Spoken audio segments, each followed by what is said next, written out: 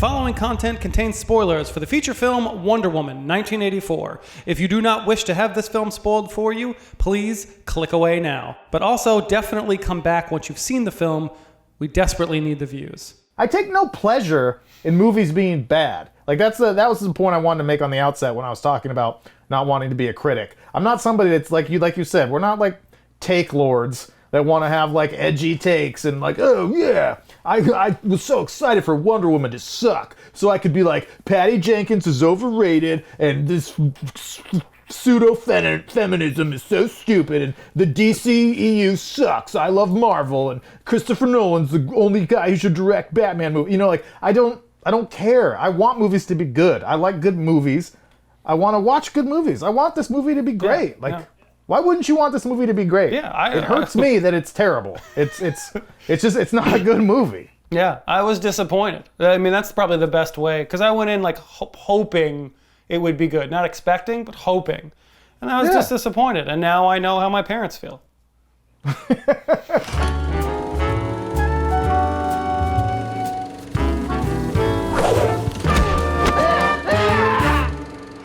I'm here trying to get more sponsorship, working on Heineken this time.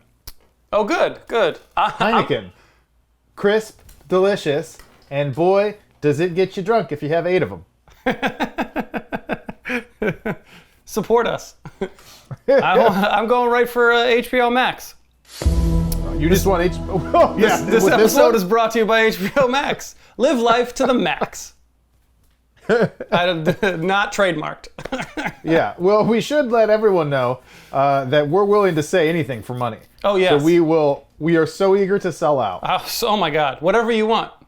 Hemorrhoid cream, I'm in.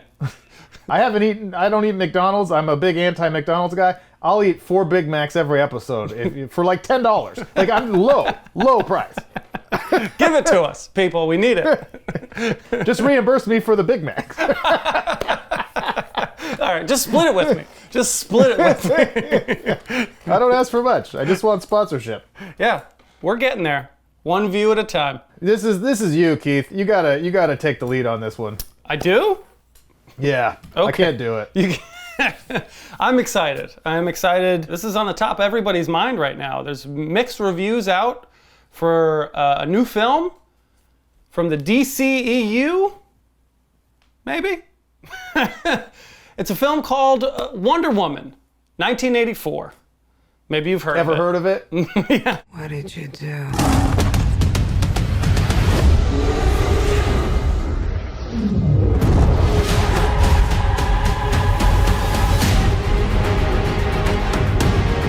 The thing to me where I really want to start is the story. That's what I want to talk about, because I think that is the biggest miss to me is just the general story, not the story structure, to be clear, but like what this film is about and like what happens in the film.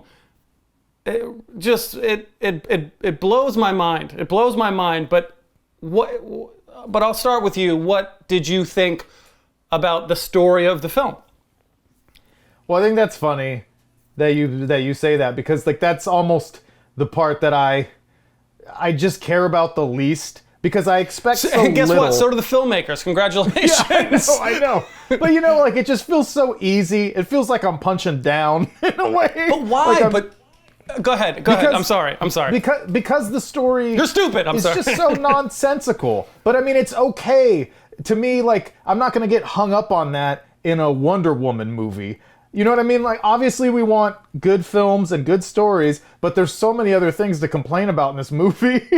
Whereas it's like, yeah, it's the villain turns into a rock that grants wishes and it makes the world bad. Like, I'm not going to start breaking down like logical inconsistencies in the story, because the whole thing is just dumb. Like, it's okay. Movies can be dumb and still good, and this one is not. Everything that happened in the film was just so that the film could continue happening. And totally. And that made me so upset. I was almost insulted with it was clear that I assumed you'd come in here and be like, this is lazy. That's what I thought you would say. this is just a lazy attempt at a superhero movie. And I almost think it's not lazy, it's more condescending. Because I think because clearly these people know how to make a film. Like, it's I was going to say Penny Marshall. That's not the director of this film. Patty Jenkins. Patty Jenkins, thank you, I'm sorry. Clearly, Patty Jenkins knows how to make a film. She made Monster, for Christ's sake. Like, she wrote and directed this film. I don't think the people working on the film, the writers, the directors, I don't think they were like, oh, this is good, right? I think they actively knew what was missing from the film and chose to ignore it. Which, to me, that's what's insulting about it. Like, they won't miss this part.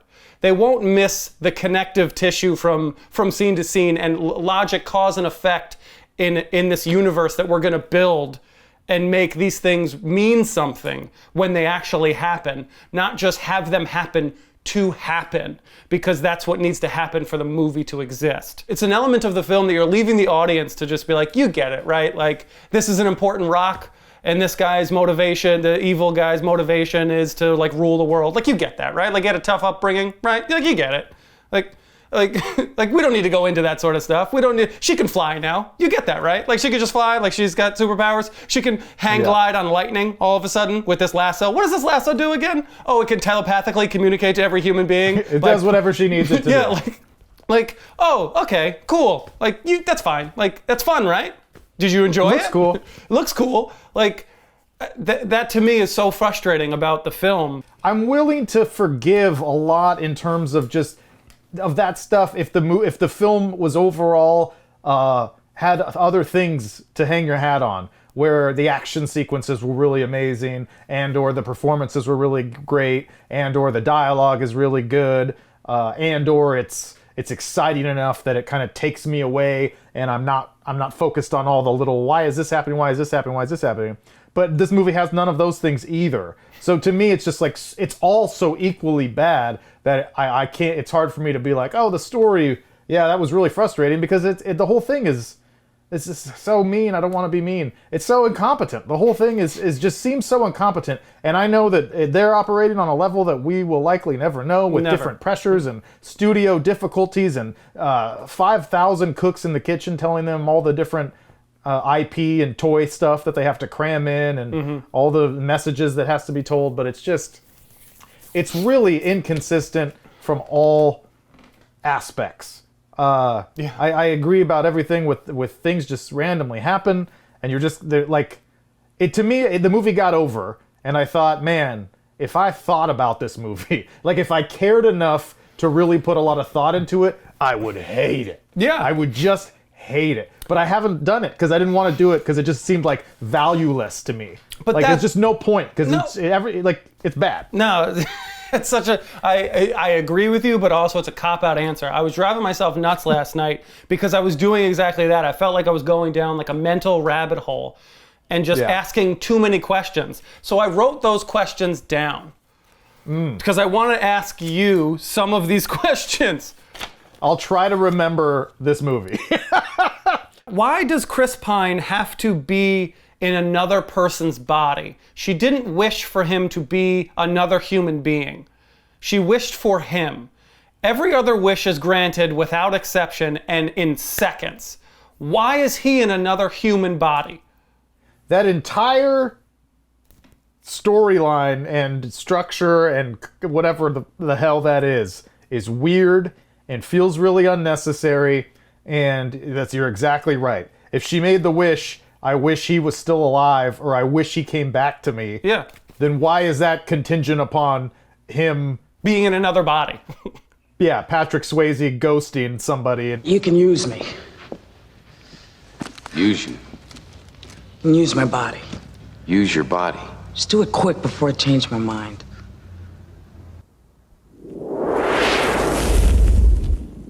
Why can she fly? How does she just fly? Tell me love. Because she can Tell fly me in some of the comic books. But what? But because love. Is love the answer? Like, I feel like most people's answer to that question would be, oh, the love of her life taught her how to fly and made her not afraid of being of flying. She would have just remembered at some point in the future that she could fly, like she did that she can make stuff invisible all of a sudden. It's the same kind of thing. Yeah, she just out of nowhere, she can fly. Yeah. Yeah. She can fly. She can make stuff invisible. Like, oh, my grandmother did it one time. Well, that's when Chris Pine feels most alive, is when he's flying. It's just him and the wind and the air and knowing how to ride it, baby. Yeah, and then she repeats that over. I could repeat that over my head and jump off a cliff, and I will just plummet to my death. Like, there's just no, there's no You don't believe in logic. yourself. You don't believe in yourself. There's just no logic to it. There's just. Why doesn't Wonder Woman get electrocuted? Well, spoilers. I should say spoilers. Spoilers. Why doesn't Wonder Woman get electrocuted when she is also underwater with Kristen Wiig as she like shocks her to death? And then why doesn't Kristen Wiig die? How does she just live? Why don't you take this science and get the hell out of here? But what? Like, she's not affected by it? The thing that is killing this other person with the same powers? You can't even tell me that she's impervious to this type of pain. She has her powers. Yeah. That none of that made any sense. Everything about Kristen Wiig's character didn't make any sense and was pretty painful to watch. And that final fight scene was one of the worst 5 minutes of movies I've ever seen, for all sorts of different reasons that we can get into. But yes, I had those same thoughts. It's like, why does this hurt her? And then, okay, so Kristen Wiig is clearly dead, and I was actually happy about that, because these movies typically won't kill people off because they're like nervous to show actual violence. Yep. And then of course she like sequels. Yeah, Wonder she Woman carries 3. her out of there, and she's starts coughing like, oh yeah, okay, she's not dead. They're too scared to kill any villain. The film is just littered with things that don't make sense. The whole film is like a MacGuffin. MacGuffin. An object or device in a movie or a book that serves merely as a trigger for the plot. The more you know. I'll tell you this. I texted you when I was watching it, because I said I'm about 15 minutes in, and I think I have to turn it off. I meant that in all sincerity. To me, that was the thing that stood out the most, was the first two scenes of the film. The Spartan race. Yeah, I was going to say that. I can't believe she runs a Spartan race in the first Spartan 15 minutes of the film. Young Diana goes through at the beginning, followed by the shopping mall scene. And I hate those two scenes more than I hate most people in the world. That's saying a lot. But for very different reasons. You know, I understand these are like Amazonian gods, so they can do things we can't. But there's just no sense of gravity or realisticness. So there's zero stakes to anything that they're doing in this competition, because at any moment they can jump a mile in the air and da-da-da-da-da-da-da. And so to me, it's just boring. It's just very boring, even though it's a lot of action is happening. And the CGI is just so over the top, and it's just like, okay, this is this movie. It's going to be super CGI and fake and really polished and colorful and not exist in anything resembling a real world. And then it goes to the shopping mall, where I honestly was like really confused. Like, I thought it was I didn't think it was part of the movie. It's so tonally different, yeah. And it has to be intentional. Like, it's clearly intentionally campy. And number one, I really don't like camp as a general statement. I cringe. And this was like camp times 1,000. And I just like was like looking around, yeah. Like this is not the way this movie's gonna be, right? It's like there's practically Looney Tunes music. There's these people she's catching people and winking at the little girl, and the little girl winks back, and the effects are also really bad in that scene, where it's like, what is this? And kicks the guy into the drum, and he comes out the other side spinning around. It was like a Buster Keaton movie. It was so over the top. Yeah. It was like Batman and Robin. It was I just couldn't believe what I was watching. Hey, freeze. The heat is on. When you say there's no like real sense of reality to it, or it's not grounded in any way, it can still be fantastical. These films can still be fantastical and out there and creative, but there has to be boundaries. She has to have flaws. She has zero flaws. She can do everything and anything at any point in time. Nothing applies to her. So I have no sense of like danger, or she might not be able to do this, or there's no rise and fall with the character. You want to paint the boundaries of this universe early and often, so I as the viewer can go on the ride because now I know where I'm supposed to be. And then you take me on a journey through this space. And that could be super fantastical and crazy and fun. So I'm not trying to limit creativity, but there has to be boundaries. Like, I don't know when to be scared. I don't know when to laugh. I don't know when to cry. I don't know when to be nervous. I know none of these things because I'm so far removed from what is real in this world. Because everything happens. Everything happens all at once. And then they just back time it, and then they explain it later. They do that so many times in the film, like a handful of times. Major events happen, and then like 2 scenes later, they'll be like, "Oh yeah, the monkey paw." The monkey's paw. we didn't mention this before, but it's a trick. Yeah, so he actually gets something he gets in something return. out of this. That's what that means. So now you know that. Like what? But they do that a handful of times throughout the film. You can't do that to an audience. Like you can't. It's the opposite of what Alfred Hitchcock always preached about telling the audience things up front. Tell there's a bomb under the table. Tell them there's a bomb under the table, and then let them be nervous and react to that suspense. And you build around that because I instinctively know to be afraid now. But when I don't know what's going on and I can't be placed in this world properly, it's not fun. It's not entertaining. It's just happening. No. And that's what frustrates me the most about this film. There's too much. Yeah. And it's also and almost all the performances are also so over the top that kind of also removes any real emotional heft from what little story there is. Yeah. So I can keep going with the story, but I feel like everyone has turned off the episode because they don't want to hear me nitpick about Everybody knows. this story. It's no the mystery. story anymore. There's no credence to the rock itself anyway. There's just nothing. It's just plopped in front of you and being like, this is important. Here you go. It doesn't matter how it works or what's going on or anything. There's just know that that's important and everybody wants it. Yeah. I will push back a little bit for the performances. I like the performances. I was going to say that's the film's redeemable quality, if any. Is I do think even Kristen Wiig, who in the beginning was like, is she miscast? Can she do this? Should she be in this film? And I thought she did a pretty good job. I don't think she did a terrible job. I don't think anybody did a bad job. I think Chris Pine is adorable. I think he was great. Yeah, Chris Pine's always good. I thought he was really good. And I can't pronounce her name for me, please. Well, I think I've been pronouncing it wrong. I've always said Gal Gadot, but I've heard a lot of people say Gal Gadot. It's Gadot. Is it Gadot? Because it's spelled Gadot. Yeah, but that's why I've heard most people say Gadot lately. I thought it was Gadot too, but maybe because I just heard you say it. But I totally get it because it's hard to pronounce. But yeah, my name is Gal Gadot. Either way, I think she's an excellent Wonder Woman. I think she fits the bill. I think she does everything. Like, I can't see another Wonder Woman because of her. I simultaneously think that the best and worst performance was Pedro Pascal, who I really, really like. And I just thought that, like, what? What didn't you like? I'm curious. What didn't you like? I thought he was good. Well, I mean, he dials it up to 35. Sure. But I appreciate that for the role. Yeah.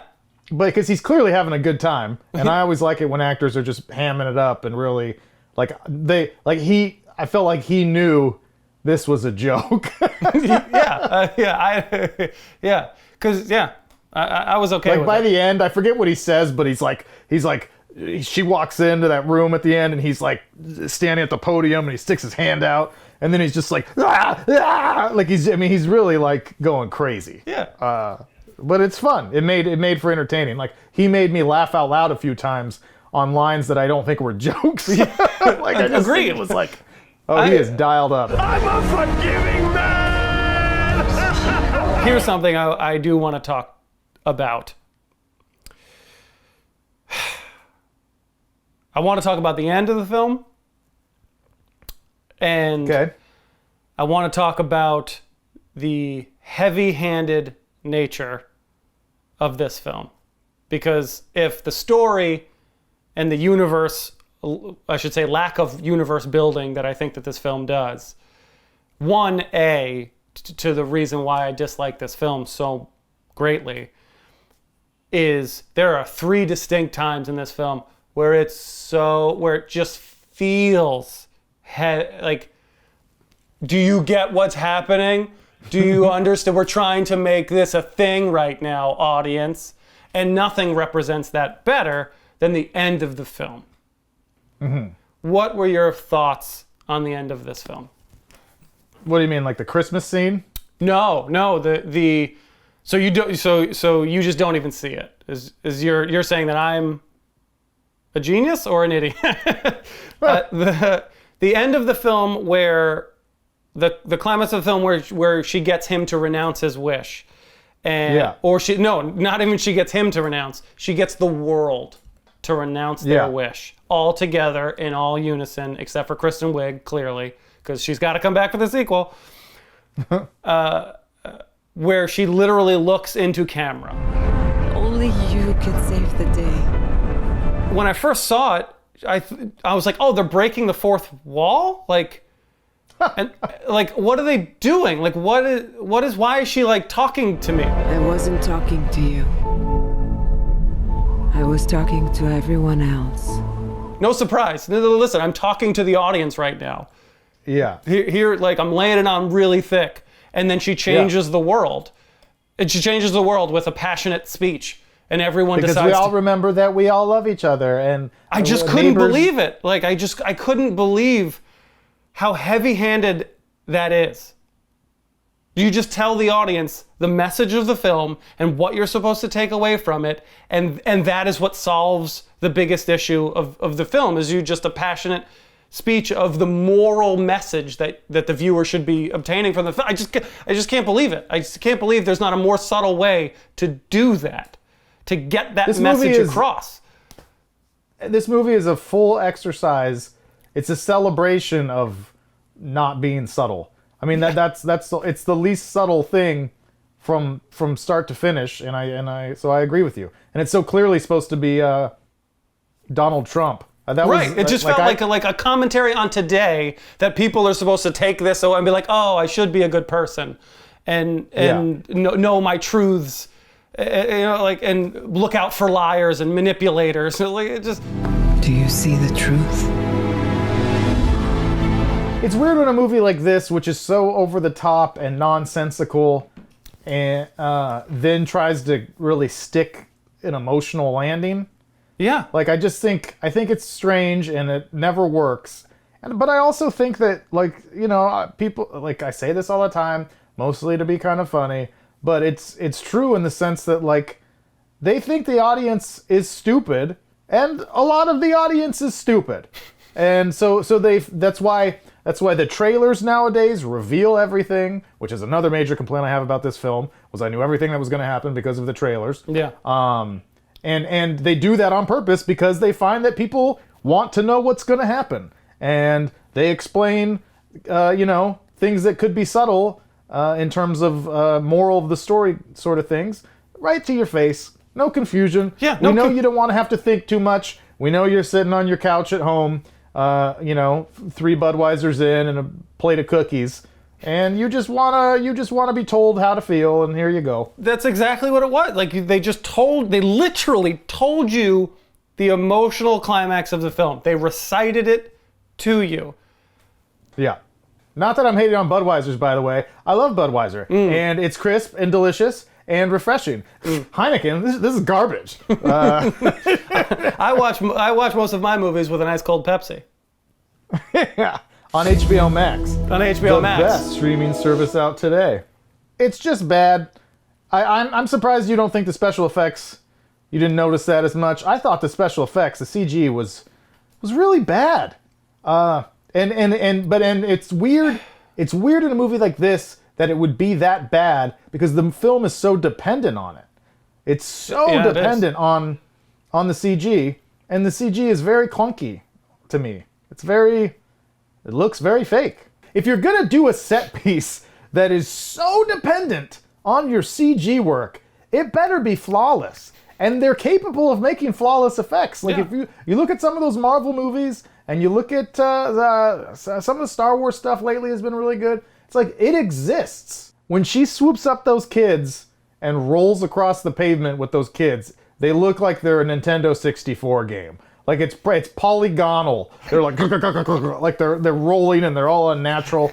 It's terrible. The one other point I'll cover here, the reveals in the trailer that just ruin this movie, which again, I know they do intentionally because even though everyone I've ever talked to or read express their thoughts online, say that they think trailers give away too much of the film. Of course, everybody thinks that. Anybody who likes films. But these studios do their market research, and they're told again and again that people want to know before they invest their $20 to go to the theater, RIP, in the before time. In the before time, that's a funny.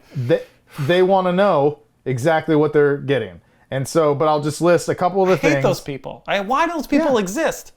Don't do that. Why are we making movies? Why are we making decisions on movies and art based on people who love Dumb and Dumber as their favorite movie of all time? Those people are the fucking worst.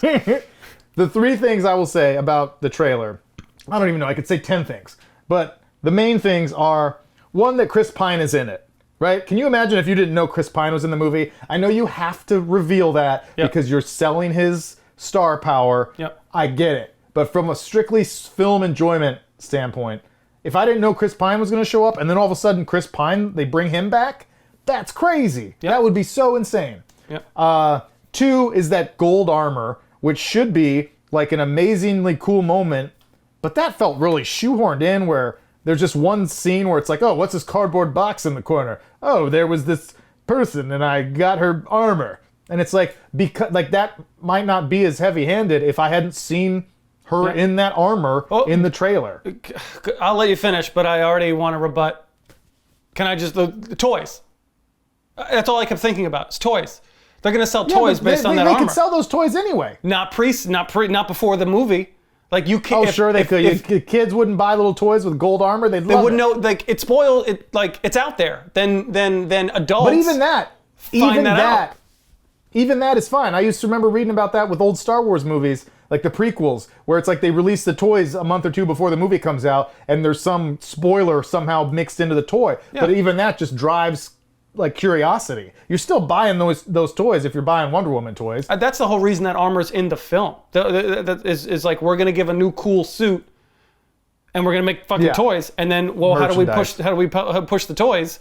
Put it in the fucking trailer. Like put it in there. It's so pointless. It's still so pointless. Anyways, but I mean, it had the potential to be maybe a little more impactful if I hadn't seen all the cool armor shots 100%. in the trailer. 100%. And it's not in the thumbnail on HBO Now, which we love, but you know, it's the main thumbnail is her in that armor. HBO Max. Live life to the max. Yeah, HBO Now was that last thing. And then, but even smaller moments where I know you have to show cool shots in the trailer. But here's the other thing. Okay, sorry, let me finish. Shut up! Stop arguing with yourself. Let me go. Let me talk. I love it. I love it. Real time. I don't even need to be in here. Real time, baby. Is the scene in the highway chase, the Cairo chase, where she like catapults over the truck, where it's like that should be a powerful image if the CG was good. That should be a powerful image, but I know I've seen it. And so here's the flip side of the thought I just had. The other thought was, I was gonna say, I know you have to put in amazing shots in the trailer to convince people to come, but do you? If you're Wonder Woman 84, do you? Are people not gonna watch that movie? Are you that nervous that if you don't show every cool special effect shot in the trailer, that this monumental IP, the sequel to this beloved film, is not going to make enough money because you didn't reveal all of your magic shots in the trailer? Like, that doesn't make any sense. Have some balls. Or, you know, that's not politically correct. Have some guts. If you spent $150 million on something... $200 million. $200 million, there you go. $200 million. You know, You'd sell out too. You'd put the film, you just put a highlight reel of the film and to cut it down to 2 minutes and show it. If it meant people, you get your money back. People are going to go see Wonder Woman regardless of whether they see those shots. You don't have to reveal everything. And if you do, that's the biggest indictment maybe of all, that you know your film's not very good. Because you have to trick people into coming with these grabby visuals. Yeah. Yeah. No, I agree. I agree. I can't believe you didn't mention Kristen Wiig. That's the next thing out of my mouth. I mean, that's the most egregious thing. So I try purposely, for movies I want to watch or know I'm going to watch, and then, even if whenever they come out, I try not to watch the trailers anymore because of this very thing, because I don't want to know everything that's going to happen before, because I can start to piece it together in my head. Not because I'm that good of a storyteller, but like they're fucking telling me. But Kristen Wiig, the first shot in the trailer is her like as the villain. So I said, oh, Kristen Wiig is a villain in this. That's interesting. And then the movie starts, and then I go, oh, she's the shy friend. Like I didn't even know what character she was playing. I tried to do as little research as possible. And then it ruined the whole story for me. Her whole storyline, I know is there's a turn. There's a dramatic turn where they start out as friends, and then she becomes the villain. Or a villain, not the villain, but a villain. And they there's a beef between those two. But that's all spoiled. Imagine if you didn't know that. Imagine if you didn't know that she becomes a villain. That's a huge turn in the film. I'd rather know that Chris Pine is in the film than know she becomes a bad guy. Because when she comes in, she's this unassuming, self-deprecating, like, oh, no one notices me. And I'm sure I could have, okay, I see where this is going. Like, it's not that big of a leap to know that she's gonna turn. But I wouldn't be thinking that already. I wouldn't already have it in my head that that's gonna happen. Because you showed me. Yeah. You showed me her badass cheetah look already. What are you doing? The CG on her as the full cat, not great, is so bad. I don't know how anybody could have said, "Yep, nailed it." Like it is that whole scene, that fight scene, is some of the highest comedy I've ever seen in all the wrong reasons. But it's just this dark mess of poorly lit CG that's just like, who gives a shit? Like I honestly was just like, oh, I can't wait for this to be done. This is so bad. I think everything that we're talking about, really probably every single thing that we have discussed. Here, I'll ask you this question. Let me start over. I'll ask you this question. Okay. Who do you blame? Who do you blame for the shortcomings of this film? I don't know. I know who is at fault. I think if it was my instinct is to blame the director. Okay. But I'm inclined. I mean, you know who I blame? I blame the audience. Hot take. I blame the movie experiencing audience for just not demanding more, and for being so dumb that DC and Patty Jenkins and all the producers and Warner Brothers know that they can just throw some shit together and you're gonna eat it up. Yeah. And do you want to slowly look into camera and act like you're talking to me, but then at the end tell the audience that you're actually talking to them when you say that? Yeah. Super meta. You guys are the real problem. I was talking to everyone else. The problem is, I think it's the studio. I think it is the studio dictating all of this stuff. I don't think it's Patty Jenkins. I don't think it's any of the cast or any of the crew. I'm willing to bet that they probably fought for some of the things that we're talking about, because as I said on the onset, I feel they know what they're doing. I have to believe that she as a writer-director knows exactly what she's doing. So I think she is talented, and this isn't new. She has to know enough to know that it's bad. You know what I mean? I believe that. Yeah, I believe that too. That she knows the film's shortcomings. Not even that I won't even say that she thinks it's bad, but she knows the shortcomings. She has to be aware of what is good, what the strengths of the film, and the shortcomings of the film. I would give her that credit, and the people involved in making the film know those things too. I think the people who control the money are the people who are fucking it up for everybody, and they're playing to the lowest common denominator. And they say, oh, well, we're afraid that people aren't going to get the emotional message. So you know what we're gonna do? We're literally gonna tell them what it is. We're gonna tell them what it is. You gotta reshoot, and you gotta have her say it directly to the camera. Yeah. That's what we got. That's what we got to do. I watched a thing the other day on Elf. It was a making of like Christmas movies on Netflix, making of the Christmas movies. I don't know if you've seen it or if you haven't. I don't watch Netflix. I only watch HBO Max. Sorry, I'll stop. HBO Max. Dream to the max. Maximize your power, your shopping power. So I watch Netflix. Open for business Netflix. Yeah, Netflix, I love you. And in the behind the scenes, the making of Elf, the studio forced them to recut the film as soon as Old School came out. So Elf came out after Old School, but shot before Old School came out. So in the middle, Old School comes out, Will Ferrell's Frank the Tank, and they say, no, we need to make it more like this. Because we see the success of Will Ferrell as this character. So recut it in a way that makes it look like this. So they cut a holiday family Christmas film to be a little bit more edgy and not raunchy, but more old school-esque, to have those kind of beats of humor in it. And thankfully they didn't keep it. But they were explaining like, oh, we had to go test audiences because of this. We had to go and test this film. This is why people like Orson Welles lose their minds working in Hollywood, because they can't, because it's just the studios telling you what to do. So that's a great point, and that's why I'm so hesitant to shit on people and blame people in the industry for making poor stuff. Because yes, there's obviously times where people have a lot of creative control and muck it up, like Tenet, which is awful.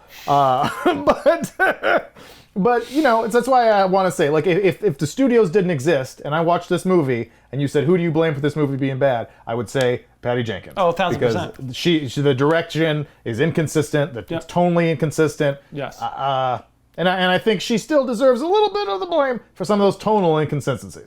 But I do know exactly what you mean, and that's why, I know that it's easy for us and anyone else to sit on the outside and criticize very specific choices that are made in every film and be like, well, this is why this is wrong, and this is why this is wrong, especially in hindsight.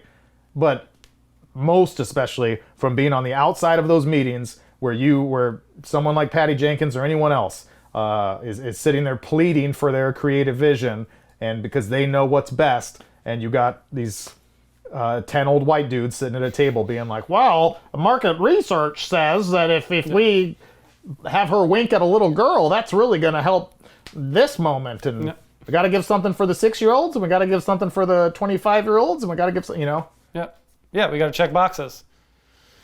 Yeah, it's got to be such a drag. Yeah. That's why I don't want to do it. I want to make films, obviously, and none of my films are good, as you all know, because you've all seen them at this point. Obviously. Obviously. So, I get it, but I would rather make bad films that are my bad films than make someone else's bad film. I don't want to make someone else's bad film. So I want to be successful enough to make my own bad films, because I can make a bad film on my own. I don't need your help for that, unless it's HBO Max. Please, bad films to the max. Tell me everything to do. I will write every word that you tell me to write.